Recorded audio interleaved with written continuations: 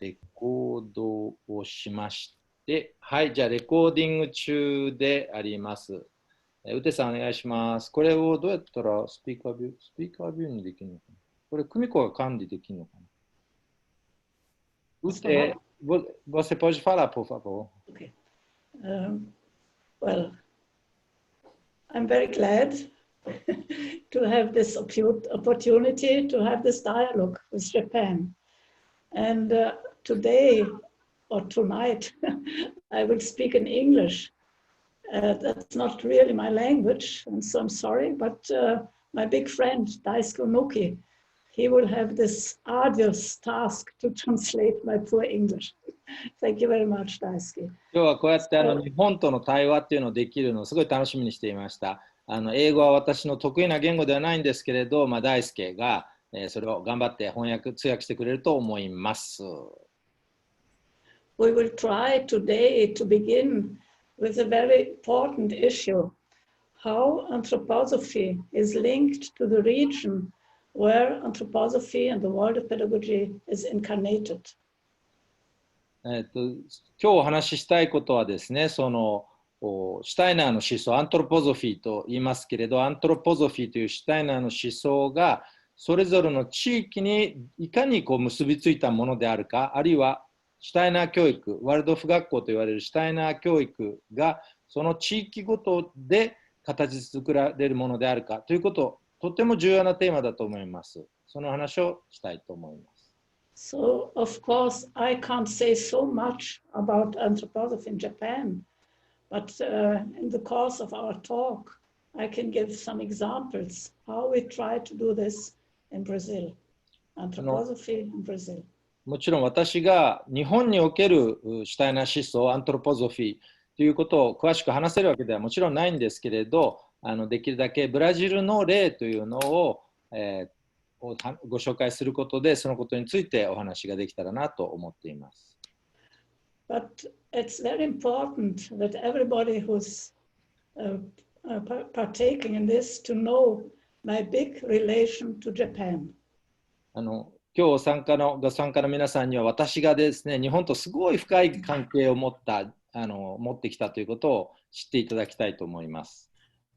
I feel it's not only a big relation to people like Daisuke, for instance, but also to the Japanese culture, something karmically, I think, because I know that Germany and Japan have many similarities, but also there are many things very different. 私がそういうふうに言うのは、大輔のような、例えば個人の日本人と親しくしてきたという、そういうだけの意味ではなくて、私はその日本の人々だけじゃなくて、日本の文化と、日本というものと、ほとんどカルマのような意味で、とても深い結びつきがあったことを感じます。ドイツと日本というですね、例えば大変よく似たところのある文化であり、しかしとても異なったものがたくさんある、大きな違いのある文化同士の関係を感じます。I will tell you something about my youth. About many years ago, about 70 years ago, my destiny with my family was linked to the Second World War. And so we had to leave Germany and went to many countries.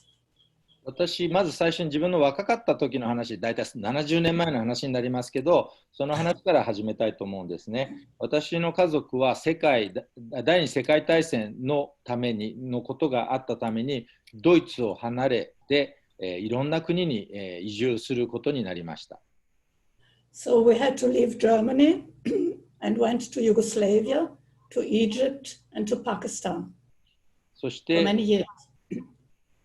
ドイツを離れ、ユーゴスラビアに行き、そしてエジプトに行き、そしてパキスタンに行きという引っ越しを繰り返して何年も海外で生活しました。And in my mind, because I was quite linked to the map of the whole world, I thought, well, now it's going more to the east. Egypt, Pakistan, and then Japan. That was my mind when I was 17 years old. 70年前ですけどね、私の頭には中には世界地図があってですね、ユーゴスラビアからエジプトに行き、そこからパキスタンに来たぞと、これからどんどん東に向かって、日本に向かってんだな、なんて思っていたんです。But then my family had to go back to Germany. And many years, about I think 50 years, I had to wait to meet Daisuke. それでしかし結局私の家族はドイツに戻ることになって、本当に日本にたどり着くには50年ほど待たなければいけませんでした。大輔と会ってそういうことが実現しました。So sometimes in your destiny, in your life, you have to wait many years to fulfill what is really important for yourself.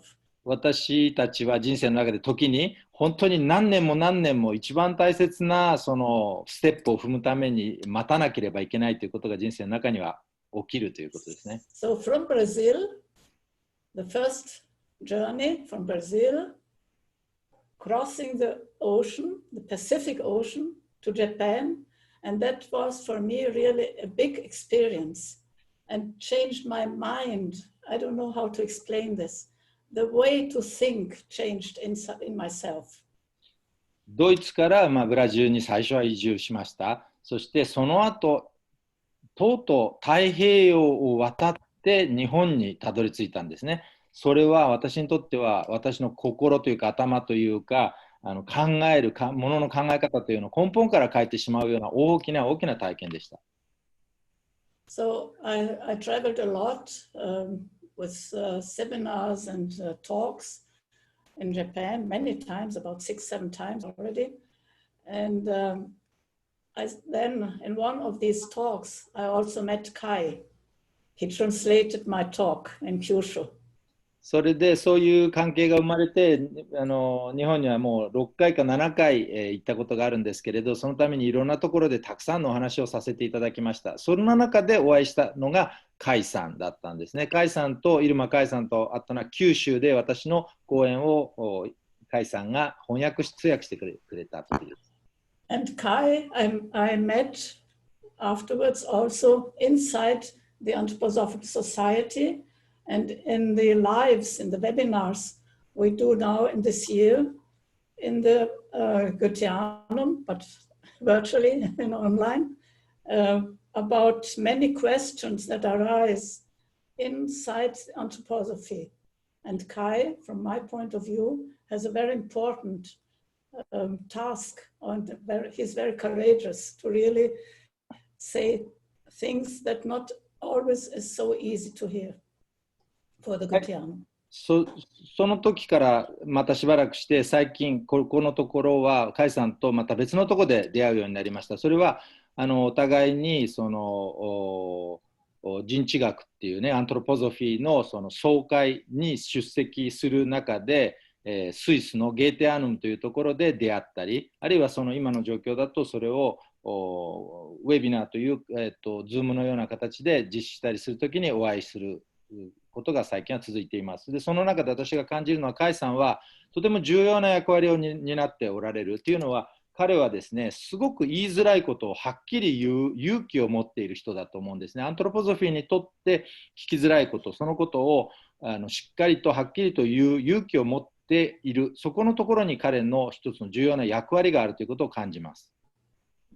I think it's important for our talk, and Kai will tell more about that, to know that in the Goetheanum, but in the meeting of the general secretaries, there are many secretaries, general secretaries, who have a similar question: how to make anthroposophy really rooted in the country, for instance, in Africa, in Argentina, in Brazil, and also in the Slavic countries.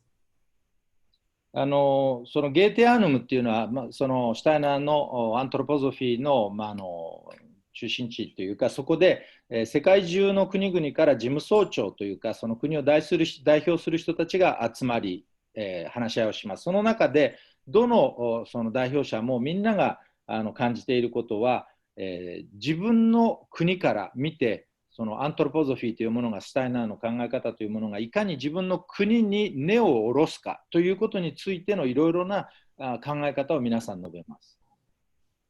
I think Kai now can present himself.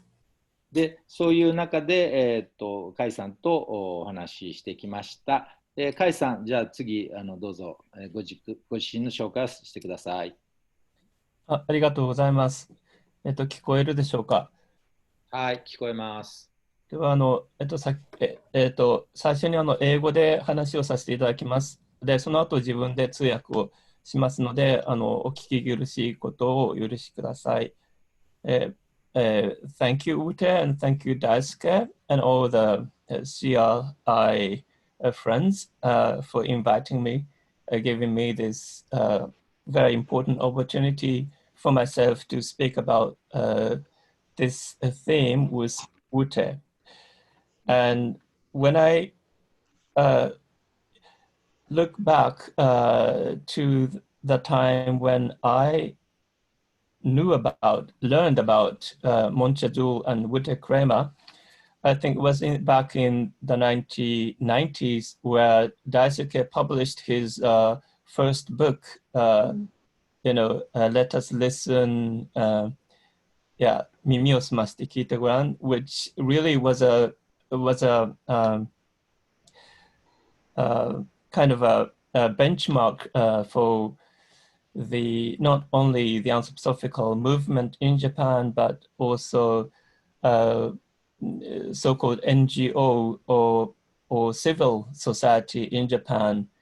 And he used to appear quite often on TV, and I got to know Daisuke on TV for the first time, read his book, and then I saw this. I talk about this quite often because it was so impressive. I saw this TV program featuring you, and you went to one of, you didn't only give talks, but also went to visit, I think it was about illiteracy, a seminar.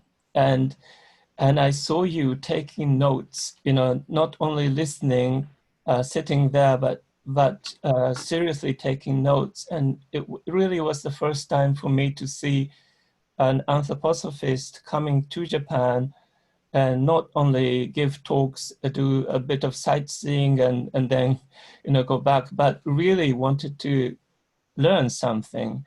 And that really was the first time for me to see an anthroposophist like that coming from Europe. You actually came from Brazil, and then also when you came to Japan in the year 2003, I think, and came also to Kagoshima, where I was living back in the south. We were, Daisuke and others, and I myself were working on this idea of Alliance for Childhood. And it was in connection with this theme that I called on many friends in Kyushu who were active in connection with childhood. And it was an anthroposophical seminar. It's an open forum, and many people came. But that was for me the first time to really to speak with you face to face personally. And so in me, this idea of childhood is somehow connected with you and Daisuke. I have to translate now. Yes. Japanese. ごめんなさい、ちょっと長く話しましたけれども、ウテ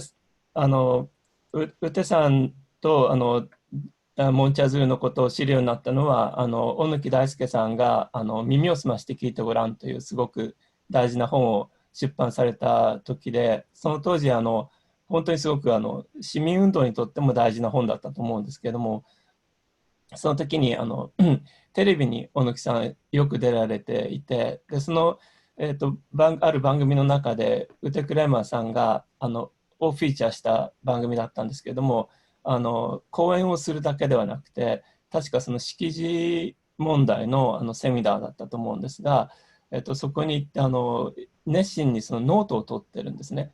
でそれがすごく衝撃的で、それまで僕が知っているドイツやヨーロッパから来るシュタイナー系のそのアントロポソフィストの人たちというのは、講演をしてちょっと観光をしてそれで帰っていくだけだったんですけれども、こっちに来て話をするだけではなくて何かを学んで帰ろうとする姿勢を持っている人に会ったのは初めてだったんですね。ですごくそれが衝撃的だったということと、それから九州にちょうど鹿児島に僕が住んでいた時に2003年だったんですが来てくださったんです。でその時はアライアンス・フォー・チャイルドフッドという子ども時代の権利とも言っていたんですが、そのアライアンス・フォー・チャイルドフッドの関係で小貫さんとその時来てくださったんですけれども、鈴木真由美さんも一緒だったかな、来てくださったんですが、その時にもシュタイナー系の講演会というよりはその九州鹿児島で子ども時代子どもの権利のことをやってる人たちに一生懸命声をかけて300人ぐらいの人が集まってくれて聞いたんですが、その時初めてウテさんと1対1でお会いして話をするということがありました。なので僕にとってはウテさんとの出会いというのはその子ども時代とちょっとこうつながっているところがあります。Yes. Yes, I did my translation. Okay. You want to do? Yeah, okay. Yeah, no, I did. So if you like to respond, yeah. Thank you a lot. Really, my life is quite linked to the child. But the child as the beginning of life, of the human being. すべてのせい大好きもういつもミュート忘れちゃう。私の人生はおっしゃっていただいたように子供ということとすごくつながりのある人生だったと思います。子供、そしてその人生の始まり、人間の始まりとしての子供ですね。But ever more, because of my age, I think how a soul from the spiritual world is incarnating somewhere. And what is happening there? 私もだんだんね、年を取っていく中で、もうさらにそのことについて思い至るわけですね。いかに霊的なスピリチュアルな世界からやってくる魂というものがこの地上に、受肉していくか、この地上にやってくるかというそのプロセスについて思い至るわけです。What is happening before birth and before the conception? I don't know because but I'm imagining something. 知りませんよ。だけどその人生が始まる前、受精することすら始まるその前の人生という命というもの。Because we always speak after death, but what is happening in the unbornness? 私たちはよく死後の世界のことを想像したりしますが、そうじゃなくて生まれる前のこと、生まれていない状態っていうのは想像してみるんです。And I wrote lots of small stories to see how a soul is coming to Earth and is looking to the planet, to the Earth, and now will choose three things to be born, to live. 私は今までいろんな小さな子供向けのお話を書いてきましたけれど、しばしば書いたテーマが魂が地球にやってくる時のことですね。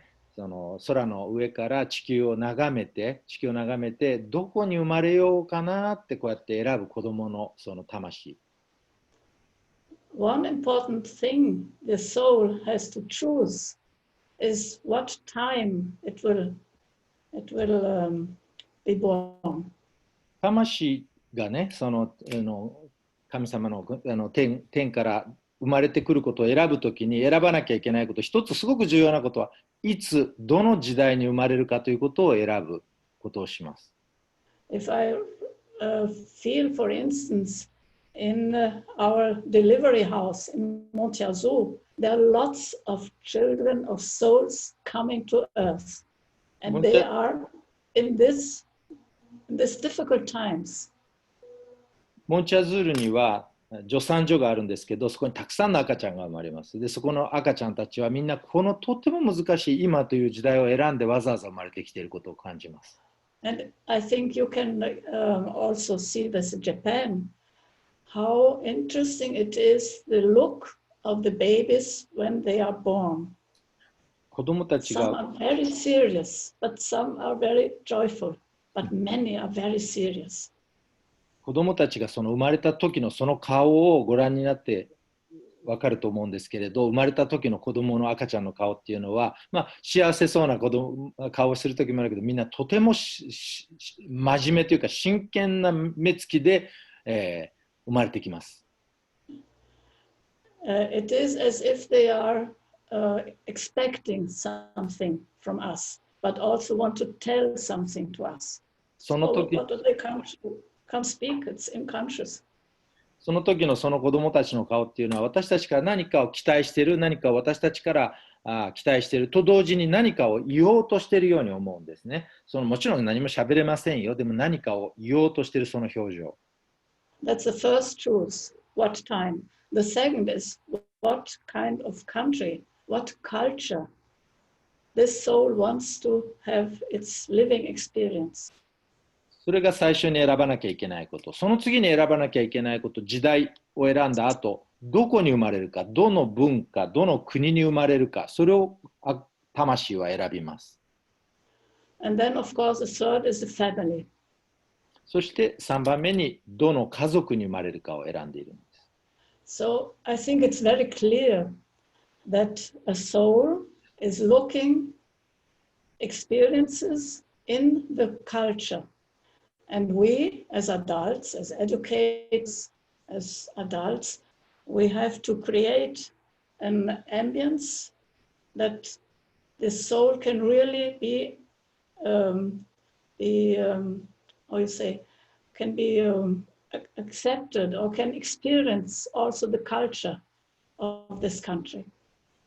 だから子どもたちの魂というのがその文化というものを選んで生まれてきていることは明らかだと思うんですね。そしてその子どもたちを受け入れる私たち大人がしなきゃいけないことというのは、その子どもたちがこの選んで生まれてきた文化を体験できなければいけないということです。It has to be at home in its own culture. 自分自身の生まれ落ちた文化の中で、そこが自分の家だと感じることができなければいけない。And also because of the time, the epoch, the cosmopolitan epoch of our times, from the whole country, to know a lot of your own country and be welcome in your own country, in your culture, expand to the world. そしてこの時代に生まれてきた、このコスモポリタンな今というこの時代に生まれてきたということが大切なんだから、その自分が生まれ落ちた文化をしっかりとそこに足をつけて、そこから世界に広がることができなければいけない。Rudolf Steiner wrote lots of books, and in one of these books he said more or less like that. If you want to know yourself, you have to know your culture. And if you want to know really your culture, you have to have a look to the other cultures. ルドルフ・シュタイナーがある本の中で大体こういうことを言っています。自分の自我、自分というものを知りたいと思ったら、そしたら自分の文化というものを知らなきゃいけない。そしてその自分の文化というものを知ったら、今度はそこから他の文化を知っていかなきゃいけないということを述べている本があります。That's a big question for us in anthroposophy and in world of pedagogy, of course. 私たちアントロポゾフィー、シュタイナーの思想を学ぶ人間たちにとって、これはとても大きな問いなんですね。そしてそのシュタイナー教育を実践する人間にとって、これはとても大きな問いです。I think we can see Rudolf Steiner as a bridge builder, building bridges. したようなことを私は、橋を作る人だと思っています。One bridge is from the spiritual world to the earth. 一つはその一つの橋はこのスピリチュアルな世界、霊的な世界からこの私たちのこの世界の間に橋を架けるという橋。The other is the bridge between the human beings, and they're different beings, they're different kinds of living in the earth. もう一つの橋はこの地上で存在するさまざまな文化、さまざまな人々の間に橋を架ける、そういう橋。The big question about the difference in human being, and also what is the kernel, the inner being of the human being. その、どんなその文化の違いがあるのか、そしてその人間のコアになる、核になるものが、you say difference between the as diferenças entre as pessoas, mas também o cerne espiritual, a pérola que existe em cada ser humano. その人間としての違いというものがあり、そしてまた一人一人の人間が持って生まれたそのコアになる核というものがあります。それを理解するということ。O que é universal no ser humano? What's universal in human being? Oh, okay. Oh, yes. Sorry. What is universal in the human being? And what are the thousands of differences, including also gender differences? 人間のその中にある共通のもの、普遍的なもの、そしてさまざまな違いというもの、ジェンダーを含む違いというもの。Please, Kai, your question. I spoke too much. ちょっと話しすぎたので、カイさんに振りたいと思います。Thank you. That was very inspiring. And these three things that a child, a soul, has to choose before coming down to the earth. And I think it is also important. I'm glad that you mentioned this, because I think we could also look to the question of decolonization also from this aspect. Yes. Yeah.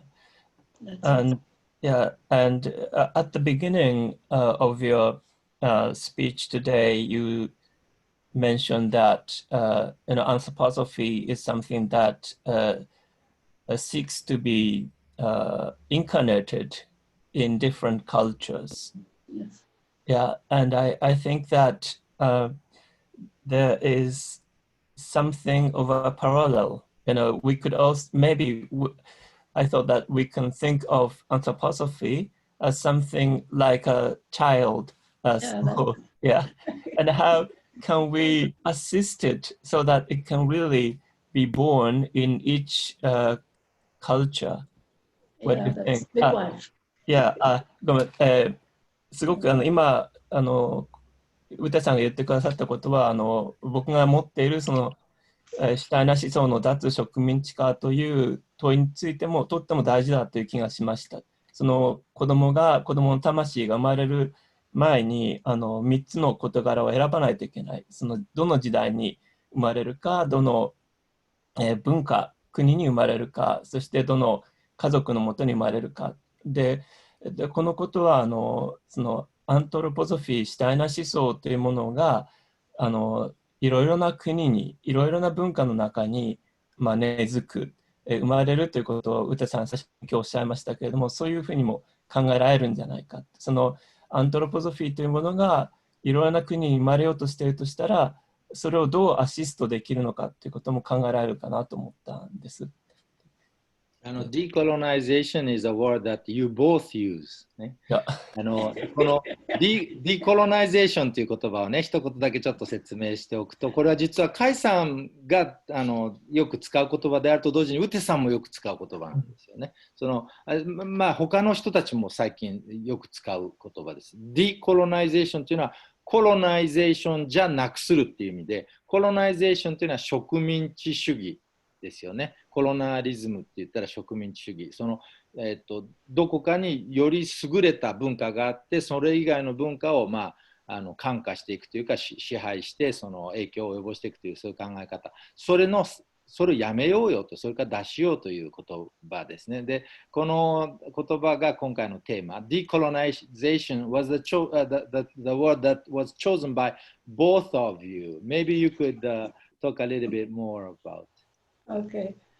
You want to begin, Kai? No, please, you do. If you could.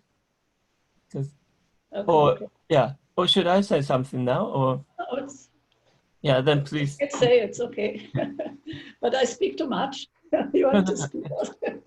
It's so nice to listen to you. Thank you. I think, well, I'm German born, as everybody I think knows, most of you know. But for more than 50 years, I live in Brazil.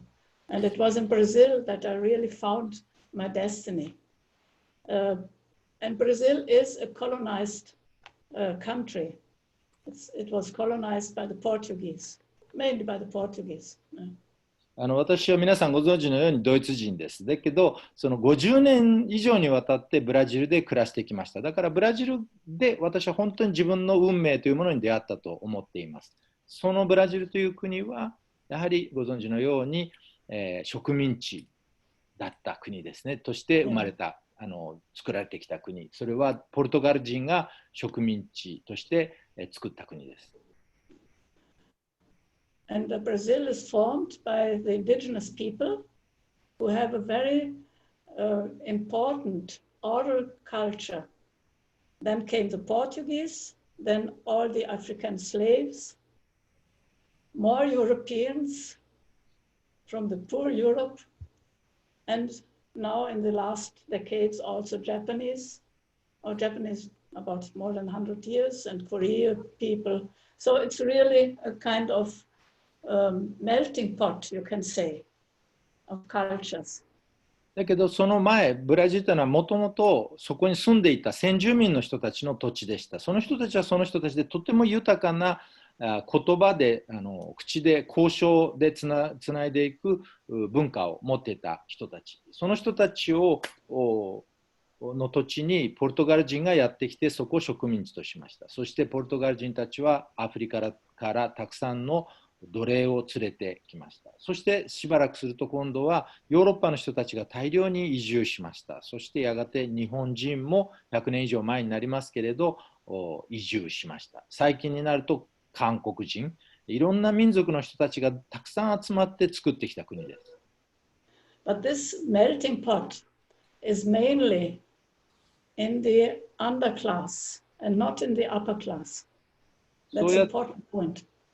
そうやってブラジルのことを人種のるつぼとよく言いますけれど、でもその人種が本当にるつぼになっているのはむしろ貧しい階層の人たちの間で起きていることで、社会階層の高い人たちの中ではそんなにその人種が混交していくということはあまり起きていません。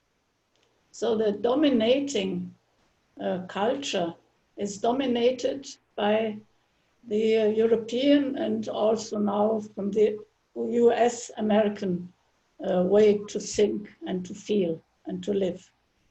ですからその国にあっていわゆる、支配される階層というか貧しい階層の人たちは支配する階層に、を通じてですね、ヨーロッパそしてアメリカの文化に、なんていうか左右されているというか支配されている状態があります。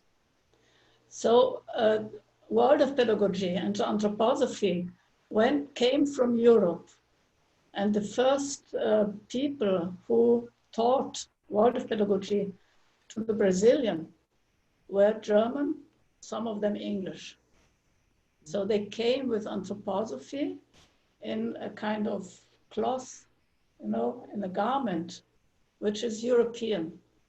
ですから、そんな中で、このシュタイナー教育というものは、ブラジルにヨーロッパからもたらされました。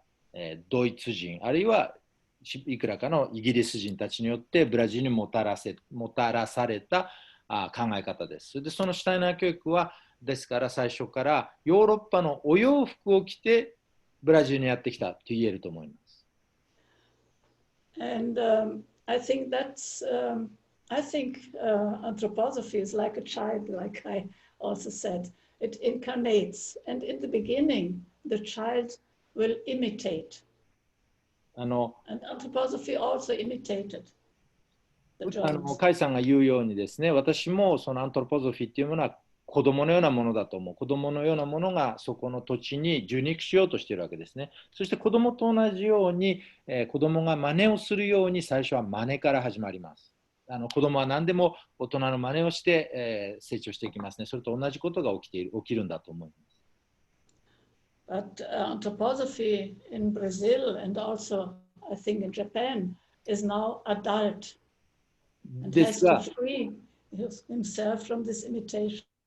ですが、ブラジルのアントロポゾフィー、そのシュタイナー思想、そして日本でもそうと思います。それがもう大人なんですね。その大人としてのその真似という模倣から脱しなきゃいけない年齢に達しているはずです。And this freeing is a kind of liberation which we can call discolonization. で、それがその自由を勝ち得るそのプロセスということを私はこの脱植民地化というふうに言うことができると思うんです。I know in Japan it's a bit different because you were not colonized by in this way, but there is a colonization of anthroposophy and of world of pedagogy in the whole world. その日本はね、歴史が違うから日本は誰からも植民地化されたことはないですけれど、だけどこのシュタイナーの思想、あるいはシュタイナー教育に関しては同じことが言えるんじゃないか、世界中でやはり同じことが言えるんじゃないかと思うんです。And so the question is always the same. What is universal and what is the garment, the way to live this universal in your own country? それでいつも問わなきゃいけないことは同じだと思うんです。何が本当に不変なことなのか、そして何がただの衣に過ぎないものなのかということですね。それが自分の国の中で、理解されなければいけない。自分の国の It's not easy. It's not so easy. ただそれはとても難しい、区別するのが難しいことでもあります。Because world of pedagogy has to do with what is the nourishment for the children in which phase. And it's for 7-year-old children or for 10-year children, it has to be different.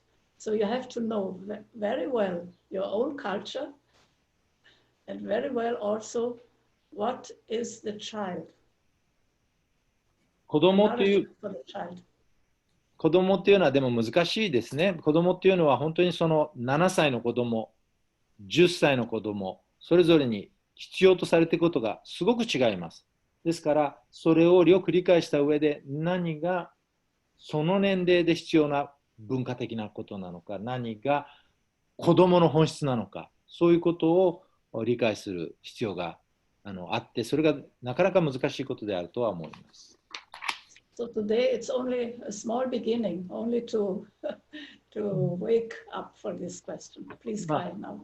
今日はね、こういう問いを投げるだけで終わってしまうかもしれませんけれど、そういう始まりの会話ができたらいいんだと思うんです。Yeah, thank you. Again, it's so interesting and stimulating to listen to you talk about the theme and also about your destiny, how you met your destiny in Brazil.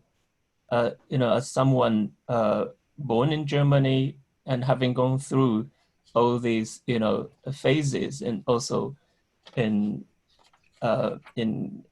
Yugoslavia, Egypt, Pakistan, and now also, your connection with Japan. And honestly, I would like to hear more from you, but I'd like to ask you one thing in connection with what you have just said. すごくウテさんの話をもっと聞いていたい。で、特にそのブラジルで話されたブラジルで自分の運命と出会ったというところ、ドイツ人として、そういうところをもっと聞きたいんですけれども、今お話ししていただいたことでもう少しだけ聞きたいことが、あるので、それをお尋ねしたいと思います。That is, you again and again mentions the word universal and the essence or the core kernel of each individual human being. And I remember, hearing you talk about this meeting or really sensing what is essential in each human being and how it is important to help someone by looking to this core, whether or not this person was born in a wealthy family or in a very poor situation.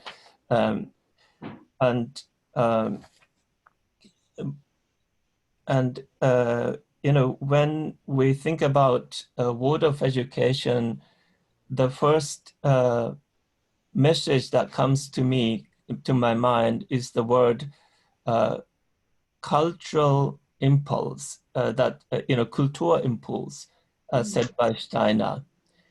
And I think this word could be misunderstood. It sounds as though word of education is itself a culture coming or spreading into the world, and you start looking like, anthroposophists or Waldorf people wearing, similar clothes, building similar buildings, and, all this culture that spreads out into the world, and where, as you said, we all go through this phase of imitation. But, I don't know, what do you think about this word, Kulturimpuls, cultural impulse? What kind of culture is meant, what kind of a culture is a word of education? Or, if you see what I mean. その質問を。それはどういうことを聞きたいかというと、ウテさんがユニバーサルなもの、人間における普遍的なものと一人一人の個人っていうことがすごく大事だ。その個人の核っていうことは大事で、ウテさんが以前もずいぶん前におっしゃっていたのが、誰かを助けようとするとき、あるいはまず豊かなところに育った人であれ、貧しいところで育った人であれ、その力になろうとしたらその人の核を見ることがすごく大事だっていうことをおっしゃっていたのを思い出すんですが、そのことと関連してシュタイナーがワルドルフ教育のことを文化衝動というんですね。クルトゥア・インパルスで、それが誤解されて、ワルドルフ教育というカルチャーがあって、そしてそれが世界中に広がっていく。だからみんな同じような服装を着て、みんな同じような建築を持って同じようなものが世界中に広がっていくように誤解しているような気がするんだけれども、でも果たしてシュタイナーが言ったカルチャーというのはどういうものなんだろうかというのを今との関連でちょっとお尋ねしたいということを言いました。Thank you. Yeah, that's a very, very important question. Not so easy. And really, the word Kulturimpuls, cultural impulse, can be very dangerous, because more or less the Hitler also thought, well, we have a Kulturimpulse. It's very dangerous, really, for the German soul. 大変重要な指摘だと思うんですね。この文化衝動って訳していいですか？このカルチャーインパルスっていう文化衝動って言われるものを理解を間違ったらとても危険だと思うんです。というのはヒトラーだって同じようなことを言ったわけですから。I think the word culture, I think it began with cultivating the earth. Agriculture, for instance, that was the beginning of culture, cultivating the earth. まずそもそもですね、このカルチャーという言葉がどこから来ているかというと、それは大地を耕すというアグリカルチャーと同じ意味ですね。大地を耕すというところから来たということから始めましょう。I think in humanity, culture was beginning with this working on the earth. 人間にとって、人類にとって、文化というのは大地と働く、大地に働きかけるということから始まりました。Not only planting, for instance, maize or wheat or potatoes, not only this, but the whole thing that is linked to the rituals of planting also. This is culture, but it's linked to the earth. 植えるという、例えばトウモロコシだとか小麦だとか芋を植えるということだけではなくて、それに伴うプロセスですね。それに伴ういろんな儀礼儀式ということ、それがすべて。All the songs when you work in the rhythm, all this has to do with the how you say, the cultivating of earth. And anthroposophy is something like instrument to work better on the earth. その大地に働きかけと働くという時に歌を歌ったり踊ったり、そういうことも全部含めて行うこと、それがそういうふうに見てほしい。でそれの中でアントロポゾフィー、シュタイナーの思想というものは、それをよりうまくよりよくするための一つの道具に過ぎない。Anthroposophy and the world of pedagogy, that's the big thing what Steiner really did, is very concrete. He gave us so many tools to work the earth in the big sense, everything which is linked to the earth, also the education, the health, the art, so many tools.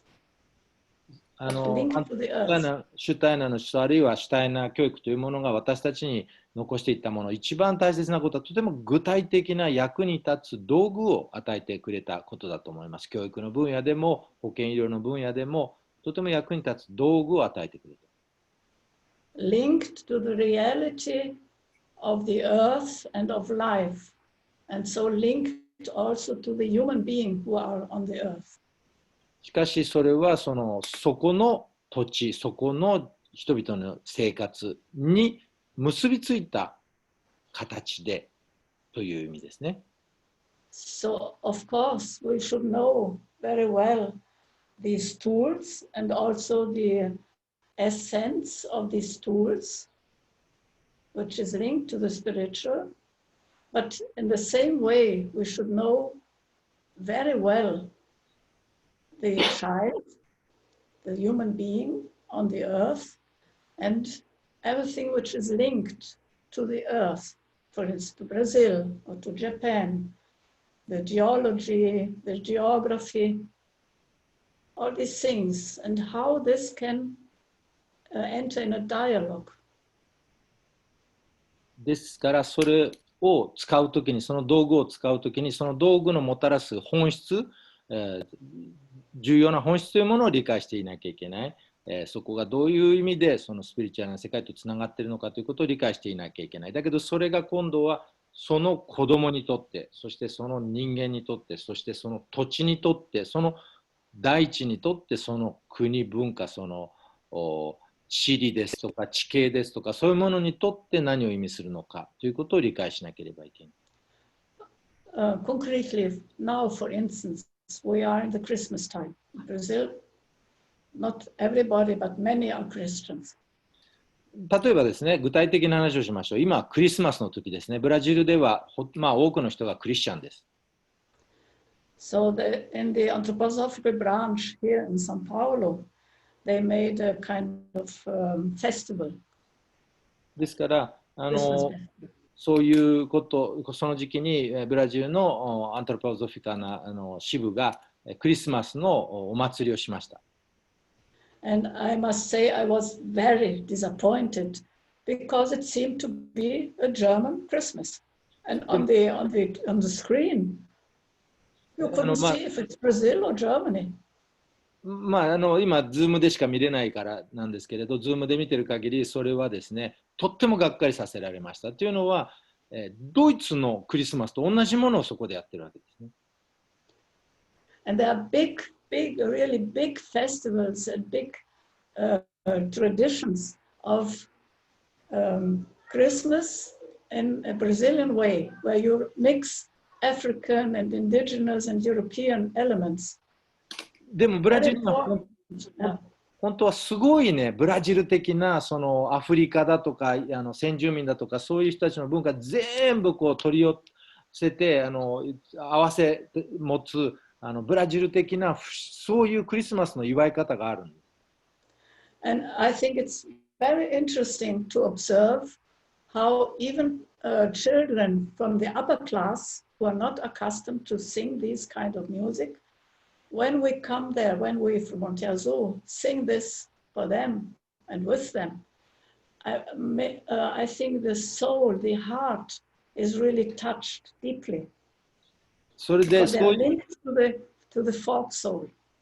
そういうことをモンチアズーで一生懸命ずっとリバイバルさせてきてるわけですよね。そのなんていうんだっけなまあいやそういうブラジル式の祝い方というのでそれを体験するとですねすごいですよ。その豊かな階層のお金持ちの子どもたちがモンチアズールに来てファベーラに来てそのクリスマスを体験すると心に響くんですね。そのリズムに響くこうするんです、ブラジル人として。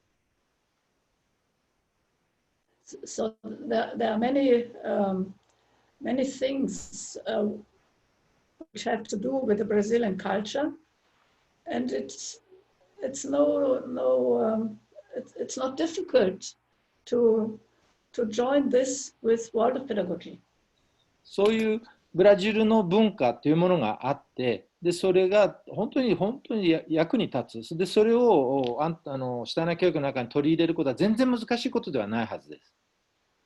For instance, the form drawing. I love the European form drawing. I think they are important, but there are also indigenous form drawing. 例えば私よく言うのはそのフォルメンですね。こうやって同じ形をこう描く子供だけじゃないけれどやるそれをやるときにヨーロッパのフォームっていうのはねとても美しいとは私は思います。だけどそうじゃないその土地のフォームっていうのがこういうねものがあるじゃないですか。And it's not only drawing, it's very profound, the deep meaning, etheric meaning in it. そしてそれぞれのそのフォーム、その文化の持っているフォームっていうのはただの形ではなくて、すごく深い、霊的に深い意味が、背景があるわけでしょ。And when I was in Hokkaido, I was wondering really about this beautiful form drawing from the Ainu. You remember, Daisuke? 北海道にね。What's the meaning of this? There must be a profound meaning to this. 北海道に行った時にアイヌの人たちのこの美しいフォームをアイヌのねこういうパターンっていうか文様を見ていやこれは本当にどういう霊的な深い背景の意味があるんだろうって本当に思いました。Only some examples. そういうのはまあいくつかの具体的な例と言えると思うんです。Kai, please. Yeah. Thank you again. It was very enlightening to hear from you that the word culture actually has to do with cultivating the earth. And do you think it would be correct to understand it so that anthroposophy is actually there to help people work with the earth, in their individual. Well, if as you said, culture is not a culture of Germany or some other particular, country, but it is what the word Kulturimpulse that Steiner said actually has to do with this human activity to work on the earth. And it is, in that sense, every child is a cultural being. And we help, him or her work with the earth with the means of anthroposophy or world of education. Do you think that would be correct to say? Yes. Yeah, the earth in the big sense. Just a moment. Yes. So, すごく本当にそうだなと思ったのは、そのシュタイナーが使った文化衝動という言葉は、そのドイツのシュタイナー教育の文化というもの、あるいはどっかの国の文化ではなくて、ウテさんが言われたように、文化という言葉はそもそも耕すという、その大地を耕す、カルティベートするということから来ている。だとすると、そのアントロポフィーというのは、そのどこかの国の文化ではなくて、人間がその大地と関わって、この地球に取り組むということを、助ける、そういうことがアントロポソフィーやワードオフ教育だというふうに考えてもいいんでしょうかとお尋ねしました。When I said earth, I think we have to see earth as a living organism. And in this living organism, there is, of course, the soil, the animals, the plants, and all these things, but also the human being. And we work, and I think, well, please, Daisuke. 私が大地とかね、土地とかっていったその土とかいった言葉の意味は、それが生きた存在としての土、大地という意味ですね。そこにはもちろん土があり、そしてそこに植物が植わっているだけでなく、そこに人間がいます。いやね。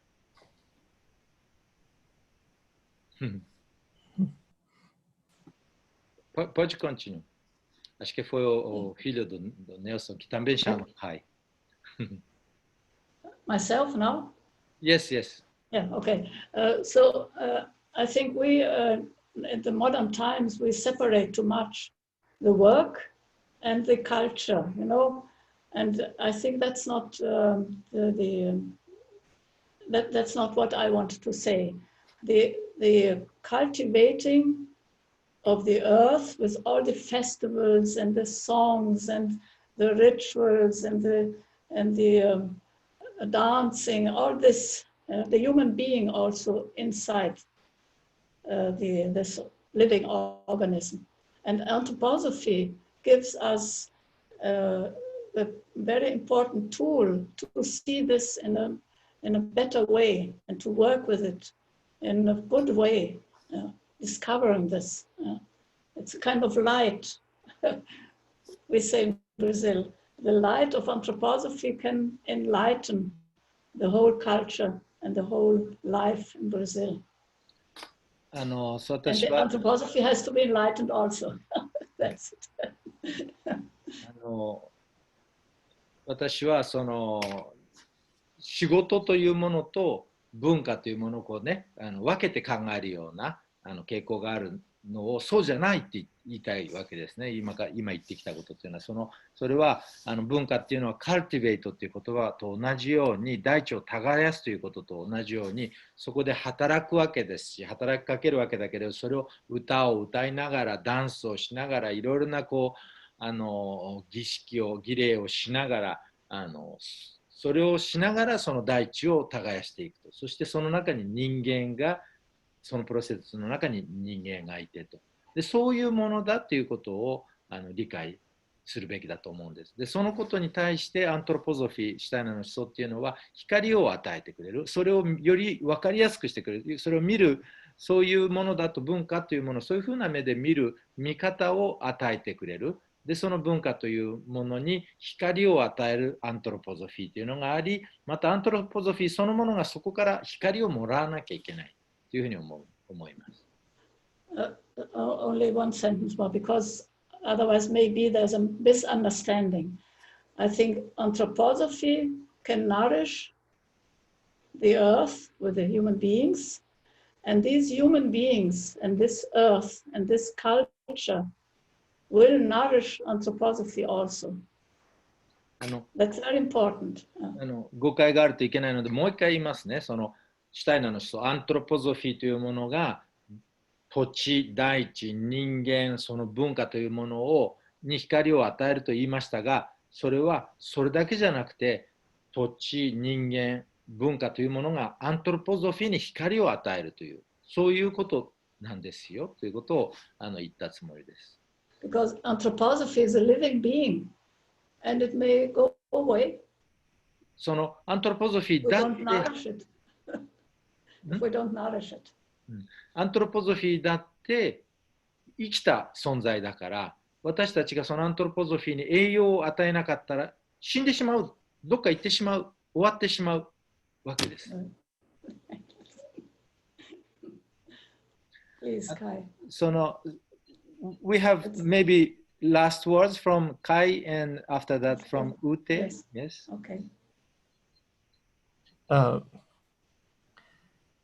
Yeah, it is stimulating to hear you also talk about the earth as a living organism, and it has just dawned on me that maybe that I just realized by listening to you now how important it is to picture the earth as a living organism where people have their own history of working on different parts of the world, because they are all connected with each other when we think of the earth as a living organism. Mm-hmm. And they have their own history of working on their environment with their fellow people, and so and as you said, Brazil has its own history of really different peoples coming together and created this melting pot, very diverse and living culture, and so does Japan have its own history of working with the environment. And if you think of it of cultures like that, then I could think of anthroposophy really as the consciousness of being human.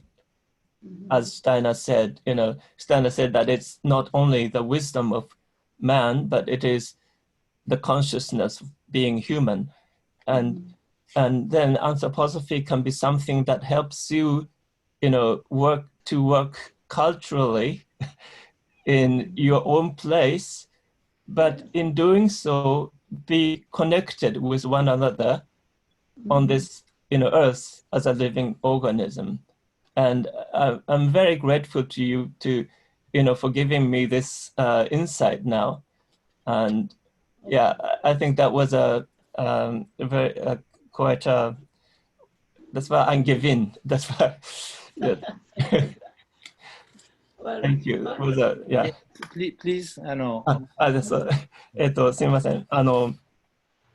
今、その地球が生き物であると、生きた有機体だということを考えることは大事だと言ってくださったことで、僕自身がすごく気がついたのは、その異なる文化というものがあって、それぞれの文化が大事だということがあるけれども、実はそれはその地球が一つの生きた存在だというふうに考えると、それぞれの地域で異なる仕方でそれぞれの環境とその人々とこう関わっていく中でいろいろな文化が発生してきて、ブラジルはブラジルでそのさまざまな人々がこう集まってきて、そのメルティングポットと言われるようなそういう文化を作ってきたけれども、で日本には日本のそういう歴史があるけれども、それぞれが実はその一つの地球というその生き物の中でこうつながっている。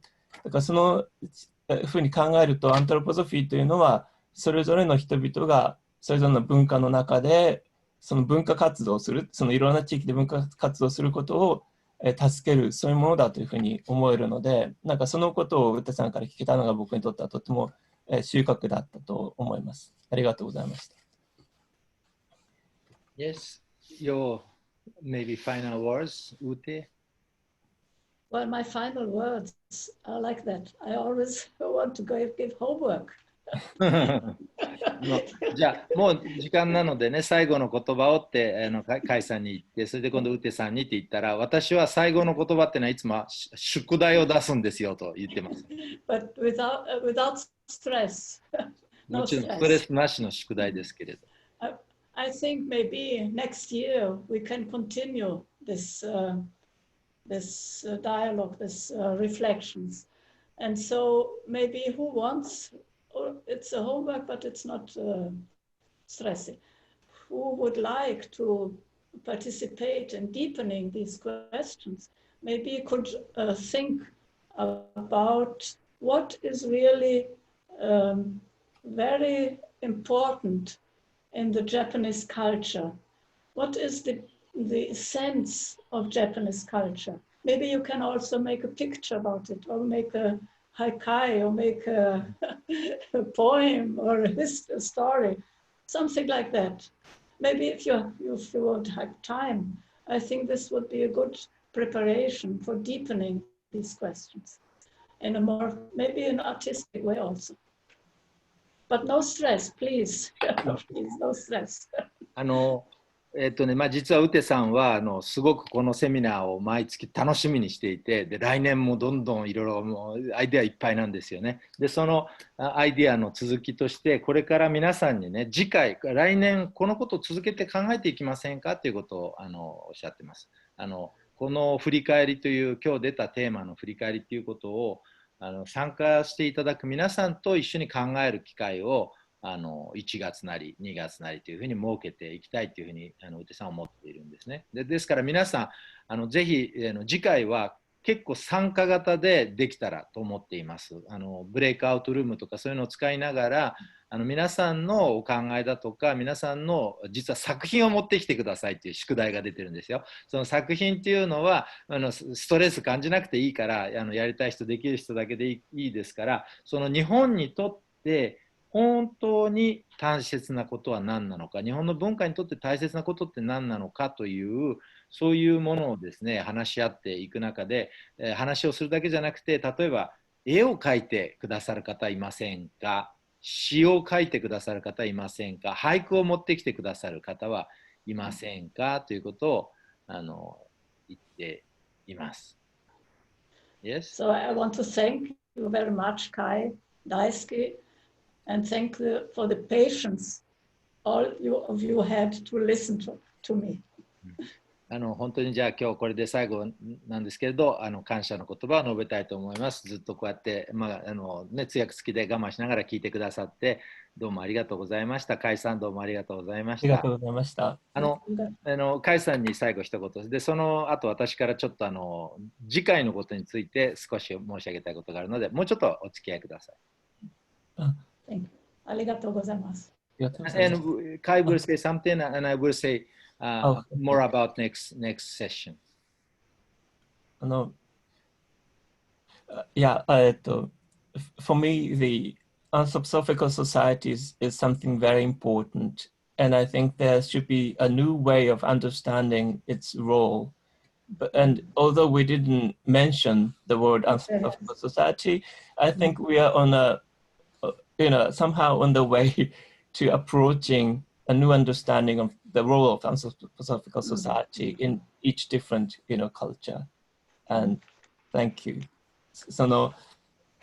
僕にとってシュタイナーのアントロポソフィー協会というものがすごく大事なんですけれども、で、今日は全然そういう言葉は使わなかったけれども、でもそれぞれのその地域、文化の中にアントロポソフィー教会というものがある本来の意味、本来の役割ということを理解する、なんか今日の話はその道の発端だったような気がするというふうにお話ししました。そのことをすごく嬉しく思っています。で、大輔さんも本当に皆さんもこの機会を与えてくださってありがとうございました。うてさんもありがとうございました。Thank you again. はい、どうもありがとうございました。Ute, qual é a palavra daquela festa do Natal em português? Folia de Reis. Hã? A A folia Folia de de Reis? Sim. A ず gente vai っと fazer virtual agora. A ず gente っ vai と fazer ね、 virtual. ん A gente vai fazer virtual, porque não tem como fazer presencial. あ Sim, mas a gente vai fazer o vídeo.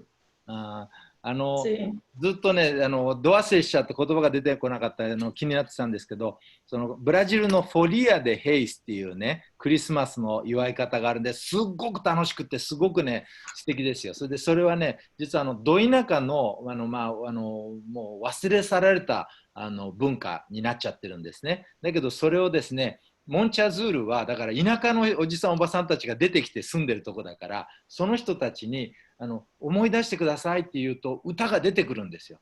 でその人たちの歌を集めて復活させてきたのはウテさんはものすごいもうずっとここ何十年も力を入れてきたことで、クリスマスのシーズンになると他でそんなことやってるとこなかなかないんですけれど、サンパウロではね、だけどモンチャズールではみんなでこんな旗を持ってね、綺麗な旗を持ってね、すごい素敵なカラフルなお洋服を着て練り歩くんですよ。練り歩いてイエスの誕生の歌をね歌いながら、それで各お家を訪問して、でそのお家でトントントンって言ってお祝いをしてあげるわけですよね。そうするとおいしいものもらったりとかね、そういうようなやつを復活させてきたんですね。もし安藤勝君がこの中にいたら後でちょっと5秒だけ歌ってくれるといいんだけど、今いますか？いなかったらいつかご紹介 しようと思うんですけれど、で先ほど申し上げたように来月は1月だから、1月は、何だっけな、10日ですか。来月は1月10日日曜日、はい、の10日の日曜日の8時にまたこの続きをしたいと思います。で来月はですね、ちょっと特に京田辺のシュタイナー学校の中村真理子先生と、それからそのシュタイナー学校をずっと支えてきた吉田敦彦さんに声をかけていて、でその方々も含めて、で実は甲斐さんも私もその方々他の何人かの方々と一緒にワールド・オフ・ユネスコネットワークっていうのをここのところずっと作ってきた仲間なんですね。でその世界中のシュタイナー学校とそのユネスコの文化活動っていうのを一緒にやっていく、そう簡単に言うとそういうようなネットワークを作ってきたこの仲間で、あなたたち何やってるのっていうことを聞きたいっていうふうにウテさんおっしゃるから、そういう人たちにも声かけています。ただ次回は誰かがメインの対談者になるっていうんじゃなくって、次回は皆さんにブレイクアウトルームとかでそれぞれのお考えだとかやってることだとかね、そういうことを話していただいたり、さっき言ったみたいに絵だとかそういうのを見せていただいたりできるといいんじゃないかなっていうふうに、それウテさんがこの間からずっともう毎回すごいねアイデアが湧いてきちゃうんですけれど、そういうのを今度やりたいということに、なっています。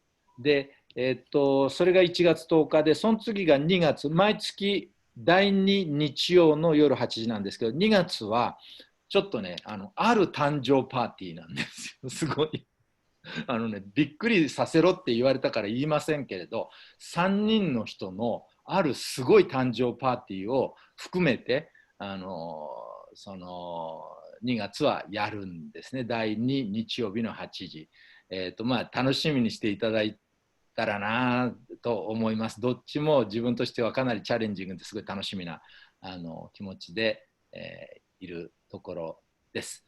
で今日は皆さんどうも遅くまでお付き合いいただいて本当にありがとうございました。ウテさん、最後にいいですか？この人がねこのフォリアでヘイっていうとこの人がねすごい大活躍するんですよね。声がでかいからね。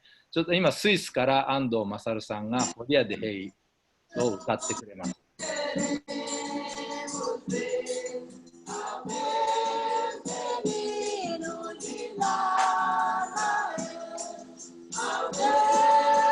皆さん踊ってください。